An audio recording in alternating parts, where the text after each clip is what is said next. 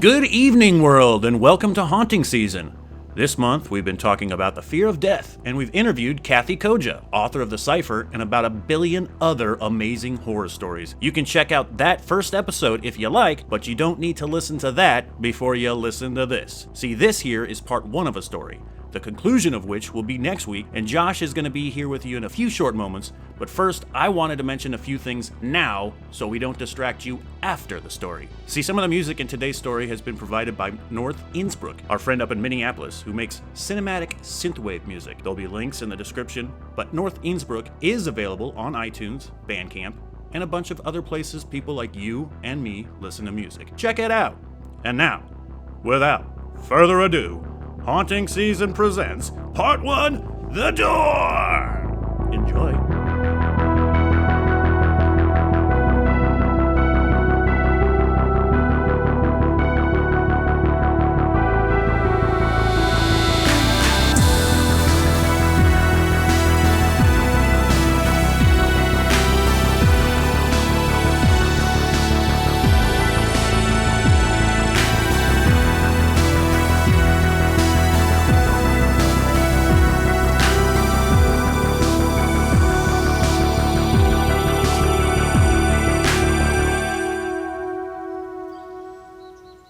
When I was 11 years old, I would spend my weekends in the woods. I would get up, I would eat breakfast, put on some overalls and my Chuck Taylors, and I would head out to meet my friends. Our neighborhood was a loop. Sean's house was at the top of the hill and had a tree house that only some people were allowed in. I think I was in there twice. Sean was the bully of the group, but he was still fun. He was obsessed with slasher films and had a costume of just about every scary thing you could think of. Every Halloween, his family put on a haunted house, complete with a guy popping out of the shed with a chainsaw and a dark basement covered in maple syrup, I mean blood, and mysterious wet spaghetti in bowls that you swore were brains. To get to the candy, you had to reach in a bowl on the lap of a gorilla or a grim reaper. It was a little different every year, and it was a crapshoot as to whether it would come to life and grab you. Robbie always got grabbed, and that's because Sean knew he was the most scared. You see, word around the neighborhood was that at a sleepover once, Sean dressed up like Freddy Krueger and scared him awake in the middle of the night. Robbie wet the bed. Legend has it. Robbie was the kid next door. Well, 1 yard over. You had to cut through Rick and Alberta's yard to get to his from our place. Robbie's yard was always covered in toys, because he was one of 4 kids. Well, soon to be 5. I saw his dad smoking at the end of the driveway, which my parents said meant his wife was pregnant again. So Robbie was the oldest of 4 to be 5, and under him by 9 months was Trish. 3 years younger than her was Rusty, and the youngest was Bree, for now. We didn't see her much. Robbie was the one Sean and I hung out with, but Trish and Rusty often tagged along, probably because their parents needed some space. Gross. We grew up in the late 80s, early 90s, when it was perfectly respectable to tell your kids to go outside and come back when you hear the bell. Usually around dinner time. Robbie, like I said, was the timid one and got bullied in school, and in our group bullied by Sean as well. Trish I didn't know much about. I didn't have feelings for girls yet, but I didn't mind hanging around them. I was never a boys club kind of guy. Heck, I liked her a lot better than I liked Rusty. Gosh, that kid was going to grow up to be a serial killer someday. He was always lighting ants on fire, cutting bugs in half, and one time he threw a hatchet at me from his dad's garage and it landed right between my feet. I was always uncomfortable around him, but he was part of the neighborhood, and so he was always hanging around. And if you wanted to hang with Robbie, you had to take your chances with Rusty. Continuing around the circle was Jordan. Her parents were vegans. And then there was Kellen, who shared the same middle name as me, and then circling back around past Sean's house just outside of the neighborhood was my best friend Joey. Joey showed me Star Wars, all 3 of them, and we got together every morning during the summer to watch The Price is Right. His dad was a mailman, which I thought was so cool, and his older sister was in high school and was our babysitter. This was the larger neighborhood gang, who all met up a few times a year, sometimes with extra friends too. But for everyday playtime, it was almost always just Sean, Robbie, Joey, and I. We would meet up behind my house almost every day and head into the gully at the bottom of the hill. My parents had this cool house that was up against the woods, and from the far side of the deck there was a path down the hill. The creek wasn't terribly far. You could still make out my house between the trees if you had to. The gully was about 4 feet deep, and so as an 11-year-old, it was just over our heads. And the only time it filled with water was when it rained hard. This was where all the storm drains of the whole neighborhood spit out of one single metal tube about 3 feet across and 5 feet off the bottom of the creek. When it was a particularly heavy downpour, we'd throw on our suits and rush down to the gully and play in the flow. It was like our own waterfall, only really muddy. Because the pipe was a few feet off the ground, the water plummeted into the mud below, making it a kind of reddish clay like quicksand. We stayed away from that part. A lot of times we just played poo sticks, racing sticks we found down the stream. And then sometimes the high school kids were there.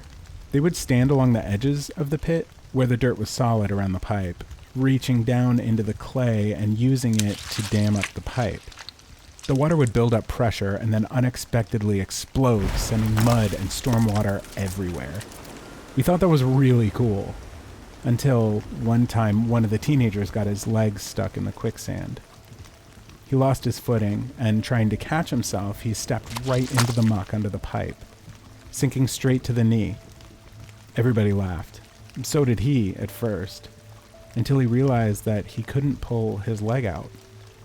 Now, every time he tried to pull it, it wouldn't budge, and then his weight would collapse back onto it again, and he would sink another inch or two deeper.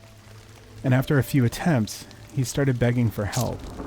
First kind of playfully, but as he sunk deeper, now up to his thigh, the storm water beating on his shoulder, that deep, uncomfortable pit of panic started to set in. I tried to talk to one of the boys. Hey guys, this isn't funny. But teenagers are a particular kind of brutal. They poked fun at the boy in the pit, pretending to leave.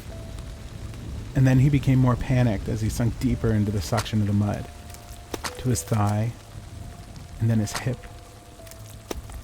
Robbie wanted to leave. Sean wanted to watch. And Joey and I struggled to reach him, but we were too small. Help! Help me, please! Guys, I'm not kidding! He shouted, his second leg now knee-deep in the muck. Just a second later, and his head was under the gushing water, thousands of gallons per second as he coughed and gasped for air. And just like that, everyone saw that the joke went too far. The teens started scrambling to help him. 1 wasn't enough. 2, and he still wouldn't budge. Waist deep and sinking, choking, drowning. The kid held on for dear life. It took 5 teens and the 4 of us kids, some long vines, and all of our combined strength to pull him out of the mud. He was alive, covered in clay, and completely naked. The suction of the muck had stolen his shoes, his bathing suit, and his dignity. But no one laughed now. No one was having fun anymore. And no one ever came down to the gully when it was raining again. If you follow the water from the tube, or when it's dry, jump into the bed of the gulch and walk downhill, it'll lead you to another metal tube that goes underneath the train tracks. And if you had a flashlight and bravery, you could pass through the tube in a slight crouch to get through to the other side. The tracks were for the Amtrak, and as a neighborhood full of kids with fast-moving trains in our backyard, our parents and teachers put the fear of God in us about it. There were all sorts of stories about how the train was so fast it could sneak up on you before you can even get out of the way. Stories about how putting a penny on the tracks could derail an entire train. But the one everyone talked about was how a kid's shoelace got stuck on the tracks as a train came by at 150 miles per hour, and his brother couldn't get him out in time. The story was that the kid exploded on contact, all over his brother who was trying to save him. Up until the quicksand incident, I didn't know what to make of these stories. They just played like Looney Tunes in my imagination. But now after seeing that kid suffer and struggle and choke under the water, begging for help, not knowing if he was going to die, I knew I didn't want to ever feel that way or even see anyone else feel that way ever again. So we never went onto the tracks. It was much safer to brave the tunnel and whatever gross bugs might be in there. Our parents didn't know about the tunnel, and they certainly didn't know about what was on the other side. We wouldn't go all the time, just 2 or 3 times a year when you could get all 8 neighborhood kids and maybe some of their friends to show up at night for a game of Tin Can Alley.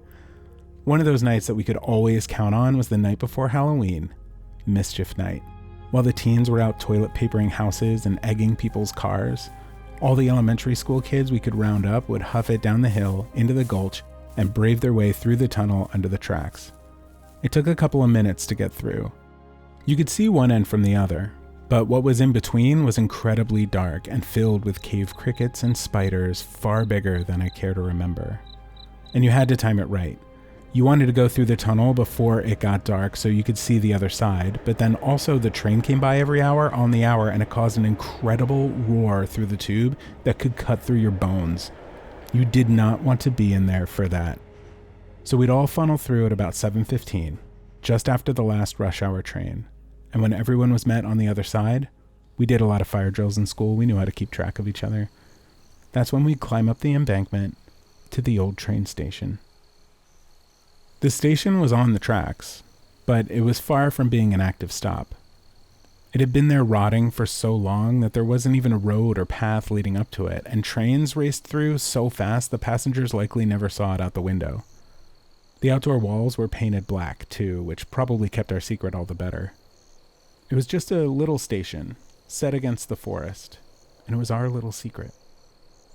The most intact part about it was the concrete platform, although even that was starting to crumble in places.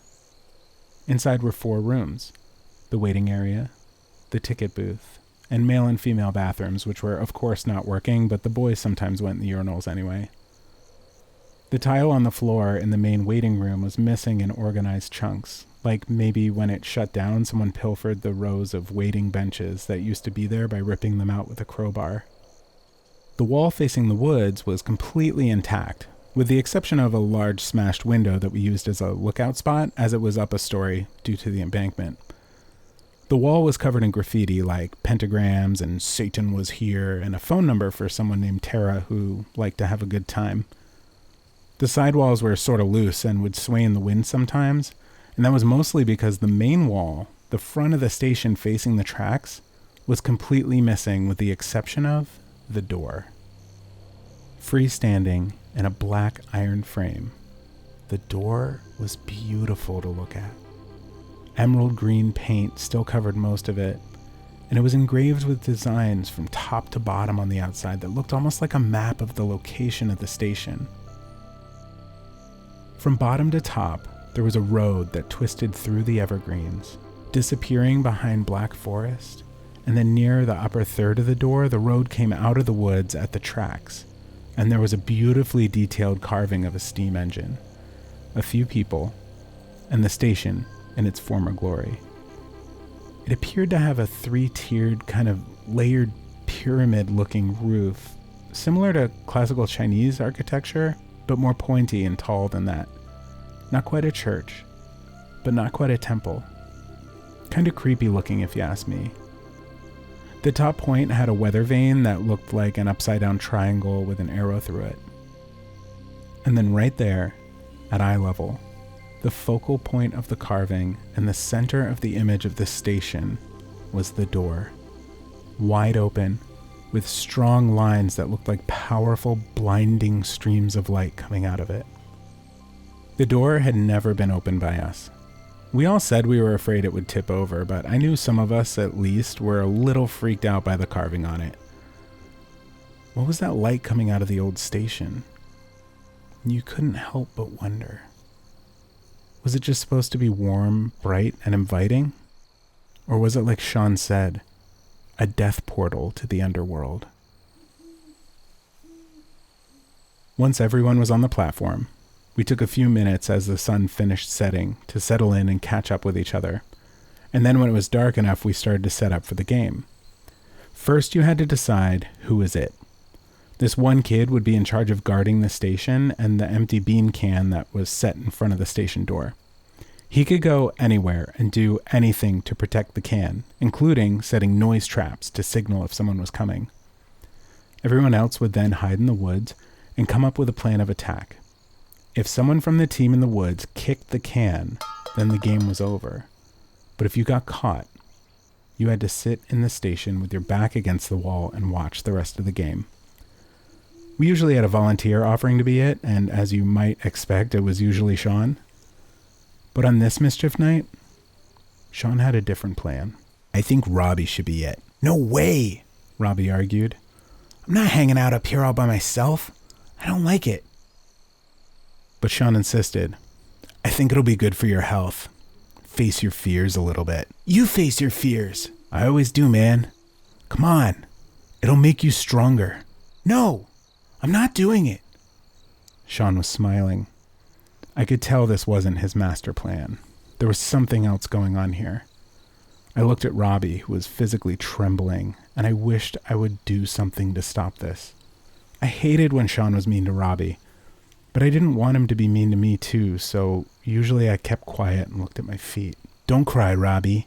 It's just the dark woods at night. You chose to come up here. You wanted to play. Jordan chimed in, trying to help. You know, he might be kind of a little bit right, Robbie. Sometimes the only way to get over a fear is to face it. When my husky died, I'm not doing it, Robbie said through clenched teeth. Why are you always so mean to me, Sean? What did I ever do to you? Fine, said Sean. There's another option.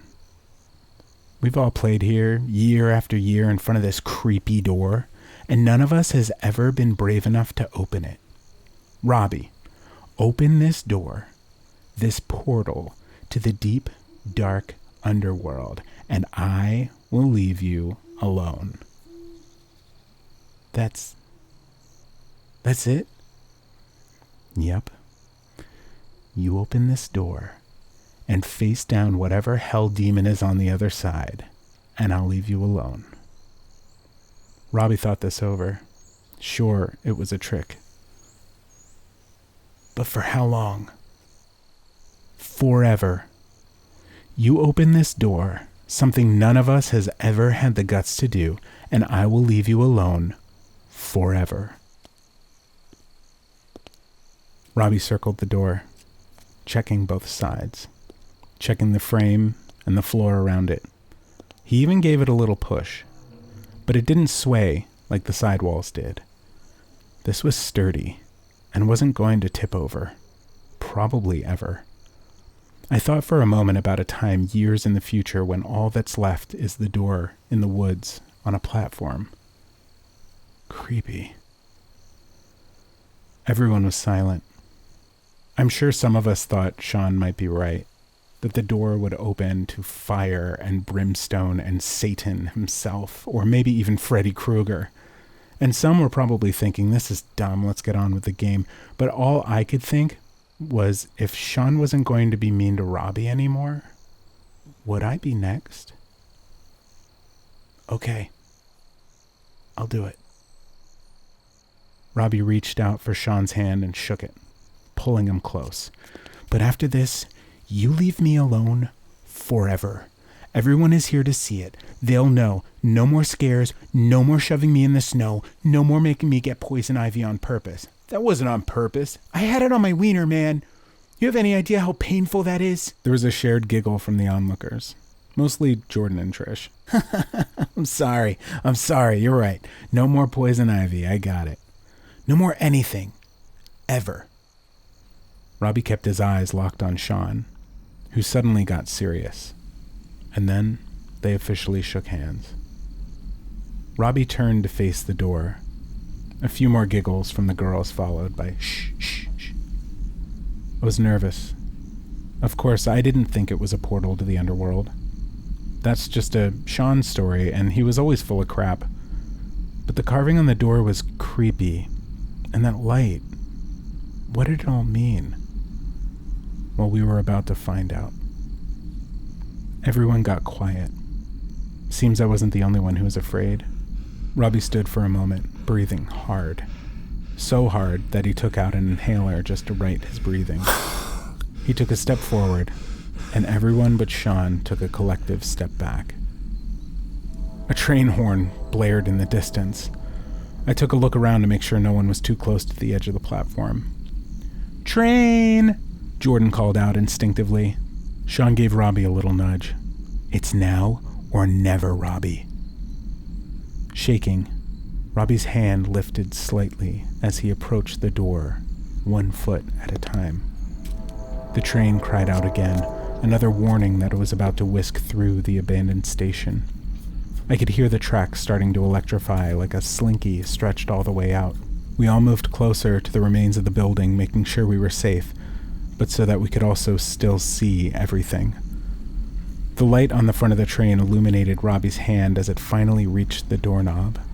It was getting closer and louder, but the air was still calm. He twisted the brass knob to the left and cracked the door open, a tiny bit of light spilling out. Or was it the train light?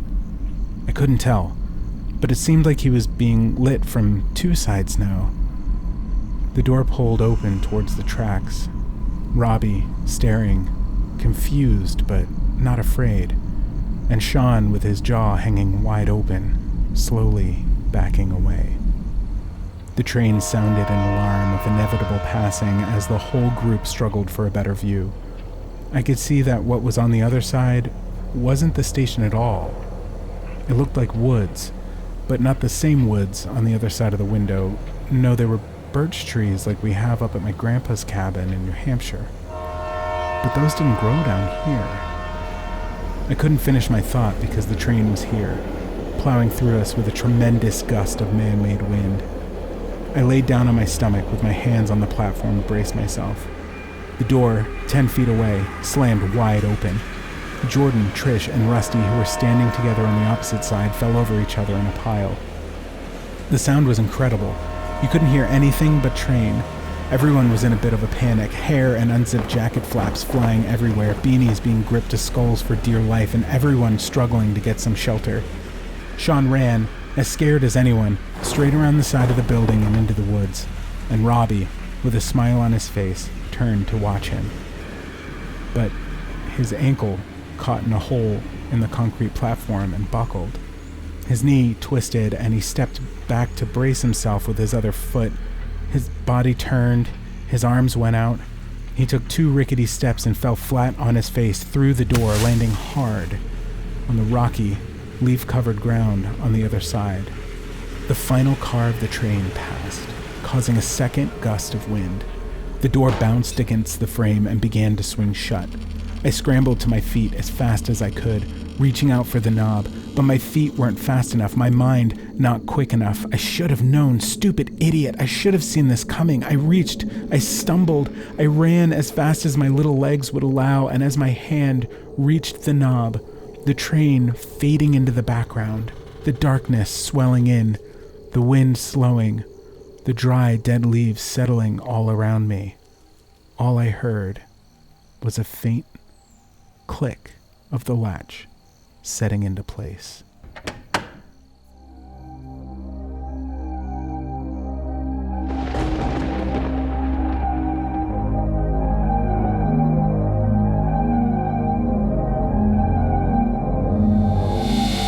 Haunting Season was created by me, Joshua Sterling Bragg, produced by Greg Holdsman and Jessica Richmond, and executive produced by Matt Gielan, Patrick James Lynch, and Ryan Gielan, and is a joint production of Believe Limited and Matt Gielan.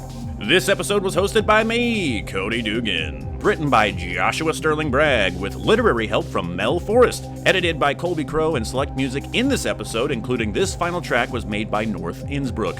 Links are in the description. If you like our show, please subscribe on your favorite platform. Full episodes are available on Apple Podcasts, YouTube, Facebook, and Instagram. Now next week is part 2 and the conclusion of this riveting tale. I can't wait to see how it turns out. Will Robbie be okay? I sure hope so. Kind of creepy if he doesn't, right? I don't know, it's just my personal opinion. I mean, I hope, I guess. I kind of feel bad for the guy. Wait, huh? What? Show's over? Okay, I'll stop rambling. Thanks for tuning in, and we'll see you next week!